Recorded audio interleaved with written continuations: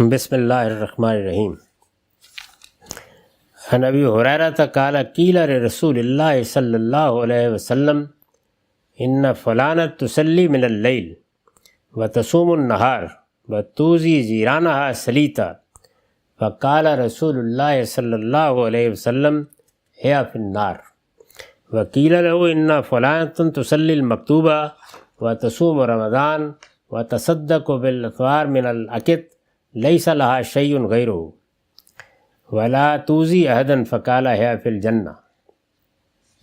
یہ مسند اسحاق کی روایت ہے، 245 رقم۔ اس کا ترجمہ یہ ہے کہ ابو ہریرہ رضی اللہ عنہ سے مروی ہے کہ رسول اللہ صلی اللہ علیہ وسلم سے کہا گیا کہ فلاں عورت رات کو نماز پڑھتی اور دن میں روزہ رکھتی ہے مگر زبان دراز ہے۔ رات کو نماز پڑھتی اور دن میں روزہ رکھتی ہے، میں نے لکھا ہے یعنی عبادات میں بہت اشتغال ہے۔ اس کی تصویر یہ پیش کی گئی کہ ہر وقت عبادت میں رہتی ہے، صرف فرض نماز اور فرض روزوں پر اکتفا نہیں کرتی، ان کے ساتھ نوافل کا بھی اس قدر اہتمام ہے کہ ہر رات تہجد پڑھتی اور پورا سال روزے رکھتی، صائم الدہر ہے، یعنی عبادت کی انتہا ہے۔ اس میں عام تاثر یہ ہوتا ہے کہ جیسے کسی خاص خاتون کا ذکر کیا جا رہا ہے، وہ واقعے میں موجود ہے۔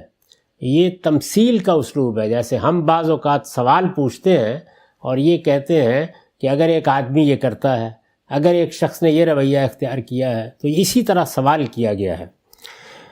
تو انہوں نے پوچھا ہے کہ رات کو نماز پڑھتی اور دن میں روزہ رکھتی ہے، یعنی قائم اللیل بھی ہے اور صائم النہار بھی ہے، مگر زبان دراز ہے، وہ اپنی زبان سے پڑوسیوں کو اذیت پہنچاتی ہے۔ آپ نے فرمایا دوزخ میں جائے گی، یعنی اس کی یہ عبادات اس کے کچھ بھی کام نہیں آئیں گی۔ اسی طرح آپ سے کہا گیا کہ ایک دوسری عورت ہے جو فرض نماز پڑھ لیتی اور رمضان میں روزے رکھ لیتی ہے، یعنی بس اتنے ہی تک محدود رہتی ہے جتنا ایک اللہ تعالیٰ نے عبادات میں لازم کیا ہے۔ اسی طرح پنیر کے چند بڑے ٹکڑے صدقے بھی کر دیتی ہے، کبھی کبھی موقع ملتا ہے۔ اس کے علاوہ اس کے پاس خدا کے حضور میں پیش کرنے کے لیے کچھ نہیں ہے، یعنی عبادات میں بس یہی کچھ ہے جو وہ کرتی ہے، مگر وہ کسی کو تکلیف نہیں پہنچاتی۔ آپ نے فرمایا جنت میں جائے گی۔ یہ رسالت مآب صلی اللہ علیہ وسلم نے ایک سوال کے جواب میں اسلام کی ترجیحات بیان کرتی ہیں۔ عبادات، اللہ تعالیٰ کی بندگی میں مراسم عبودیت بجا لانا، صبح و شام نماز پڑھنا، نفل ادا کرنا بڑی قیمتی چیز ہے، اس کی تحقیر مقصود نہیں ہے، لیکن یہ چیزیں اخلاقی ذمہ داریوں کے مقابل میں وہ حیثیت نہیں رکھتی جو لوگ ان کو دے دیتے ہیں۔ عبادات کے ذریعے سے اللہ کا قرب حاصل ہوتا ہے، لیکن کن کو حاصل ہوتا ہے؟ ان کو حاصل ہوتا ہے کہ جو حقوق العباد کے معاملے میں اللہ تعالیٰ کے قائم کردہ حدود کی پابندی کرتے ہیں، کسی کی حق تلفی نہیں کرتے، کسی کی جان مال آبرو کے خلاف زیادتی نہیں کرتے۔ حق تلفی اور جان مال آبرو کے خلاف زیادتی یہ ان عبادات کی وجہ سے معاف نہیں ہوتے۔ نہ روزہ معافی کا سبب بنتا ہے، نہ حج معافی کا سبب بنتا ہے، نہ عمرے معافی کا سبب بنتے ہیں۔ لوگ عام طور پر جب یہ بات ہم بیان کرتے ہیں تو پوچھتے ہیں کہاں لکھا ہوا ہے؟ یہاں لکھا ہوا ہے۔ یہ رسالت مآب صلی اللہ علیہ وسلم نے بتا دیا ہے کہ یہ سب عبادات، ظاہر ہے کہ ان کو گناہوں کا کفارہ بننا چاہیے تھا نا اس عورت کے لیے، یہ زبان درازی کا کفارہ بھی نہیں بن سکی۔ تو رسالت مآب صلی اللہ علیہ وسلم نے فرمایا نہیں، اس نے کسی کو قتل نہیں کر دیا، کسی کا مال نہیں لوٹ لیا، زبان درازی کرتی ہے پڑوسیوں کے ساتھ، یعنی سب و شتم ہے، گالی گلوچ ہے، اس پر بھی یہ ارشاد فرمایا کہ عبادات کام نہیں آئیں گی اور جہنم میں چلی جائے گی۔ اور دوسری عورت کے بارے میں یہ کہا کہ عبادات میں تو بس فرض عبادات تک ہی یا تھوڑا بہت انفاق کر لیتی ہے، وہ بھی پنیر کے 4 ٹکڑے، لیکن لوگ اس کی اذیتوں سے محفوظ ہیں۔ مطلب یہ ہے کہ اس کا رویہ اخلاقی لحاظ سے حق تلفی کا نہیں ہے، بغی کا نہیں ہے، سرکشی کا نہیں ہے، تو آپ نے فرمایا جنت میں جائے گی۔ میں نے لکھا اس سے اندازہ کیا جا سکتا ہے کہ اسلام میں اخلاق کی کیا اہمیت ہے، اور اگر کوئی شخص نماز روزے کے غیر معمولی اہتمام کے باوجود کسی کی حق تلفی کرتا یا اس کے جان و مال اور آبرو کے خلاف کوئی زیادتی کرتا ہے تو قیامت میں کس انجام سے دوچار ہو سکتا ہے؟ یعنی نہ نمازیں وہاں کام آئیں گی، نہ روزے وہاں کام آئیں گے اگر لوگوں کو اذیت دی ہے، ان کے حقوق تلف کیے ہیں۔ یہ بات سمجھ لینی چاہیے کہ جتنی بشارتیں بھی حدیثوں میں آتی ہیں کہ کسی نے عمرہ کیا، کسی نے روزے رکھے، وہ گناہوں سے پاک ہو جائے گا، ایک جمعے سے دوسرے جمعے تک، وہ سب کون سے گناہ ہوتے ہیں؟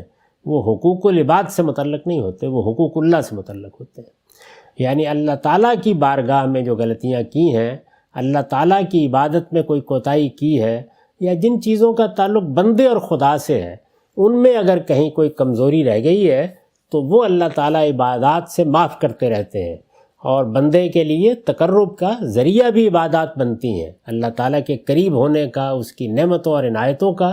لیکن اس کے ساتھ یہ لازم ہے کہ وہ کسی کی حق تلفی نہ کرے، کسی کی جان مال آبرو کے خلاف زیادتی نہ کرے۔ اگر یہ کیا ہے تو پھر عبادات کی اہمیت قیامت میں ختم ہو جائے گی۔ چنانچہ ہر مسلمان کو متنبہ رہنا چاہیے کہ وہ دوسروں کو اذیت پہنچا کر یا ناجائز طریقوں سے ان کا مال ہتھیا کر یا ان کو کوئی نقصان پہنچا کر اپنی نمازوں اور روزوں اور ہر سال کے حج و عمرہ سے اس کی تلافی نہیں کر سکتا۔ محمد الرسول اللہ نے جس دین کی دعوت دی ہے، پیغمبروں نے جو دین دنیا کو دیا ہے، اس میں یہ اصول طے ہے، اور یہ بات قرآن مجید کے اشارات سے بھی پوری طرح واضح ہے، اور رسالت میں آپ صلی اللہ علیہ وسلم نے بھی یہاں ایک سوال کے جواب میں اس کو بالکل دو ٹوک طریقے سے واضح کر دیا ہے۔ یہ بتایا ہے کہ یہ کبھی خیال نہ کرو کہ حج و عمرہ کرو گے، ایک کے بعد دوسرا عمرہ، ایک کے بعد دوسرا حج کرتے جاؤ گے، صبح و شام نوافل پڑھو گے، روزے رکھو گے، تو اس کے نتیجے میں کسی کی حق تلفی معاف ہو جائے گی، کسی کی جان مال آبرو کے خلاف کی گئی زیادتی معاف ہو جائے گی۔ نہیں، ان میں سے کوئی چیز بھی کام نہیں آئے گی۔ یہ سب چیزیں ان کو کام آتی ہیں جو اس معاملے میں اپنا دامن صاف رکھتے ہیں، ان کے لیے پھر یہ بڑی تربیت کا اور بہت تقرب کا اور بہت اللہ کی نعمتوں اور عنایتوں کا ذریعہ بن جاتی ہیں۔ اس کے لیے ضروری ہے کہ وہ اپنے رویے کی اصلاح کرے، یعنی یہ لازم ہے جس سے جو لیا ہے اس کو واپس کرے اور اس سے معافی کا خواستگار ہو۔ یعنی اگر کوئی زیادتی کی ہے، جان کے خلاف کی ہے، مال کے خلاف کی ہے، آبرو کے خلاف کی ہے، تلافی کرے، اصلاح کرے اور معافی کا خواستگار ہو۔ اس سے کم کوئی چیز بھی اس کو جہنم سے بچا لینے کا باعث نہیں بن سکتی۔ یہ اگر غور کیجئے تو نہایت سنگین صورتحال ہے جسے رسول اللہ صلی اللہ علیہ وسلم نے اس دو ٹوک طریقے سے بیان کر دیا، بالکل واضح طریقے پر، کوئی ابہام نہیں رکھا رسول اللہ نے۔ جب جواب دیا صاف کہہ دیا ہے جنت میں جائے گی، وہ جہنم میں جائے گی۔ اس کے بعد بھی کوئی شخص اگر اس خوش فہمی میں مبتلا ہے کہ دوسروں کی حق تلفی اور ان کے جان و مال اور آبرو کے خلاف ہر تعدی یعنی زیادتی کے باوجود اس کی عبادات اس کے لیے نجات کا ذریعہ بن جائیں گی، تو اس کے حق میں دعائی کی جا سکتی ہے، یعنی یہ ممکن نہیں ہے۔ تو یہ اصول ہے جو بیان کر دیا ہے کہ اپنا دامن زیادتیوں سے پاک رکھیے، حق تلفیوں سے پاک رکھیے، کسی کے ساتھ بھلائی نہیں کر سکتے تو برائی نہ کریں۔ اس کے بعد آپ کی عبادات آپ کے لیے نافع بھی ہوتی ہیں، تقرب اللہ کا ذریعہ بھی بنتی ہیں، اور ان سے درجات بھی بلند ہوتے ہیں۔ لیکن اگر یہ نہیں ہے تو پھر یہ کام ہی نہیں آئیں گی، وہاں لوگ پکڑے جائیں گے۔ وآخر دعوانا الحمدللہ رب العالمین۔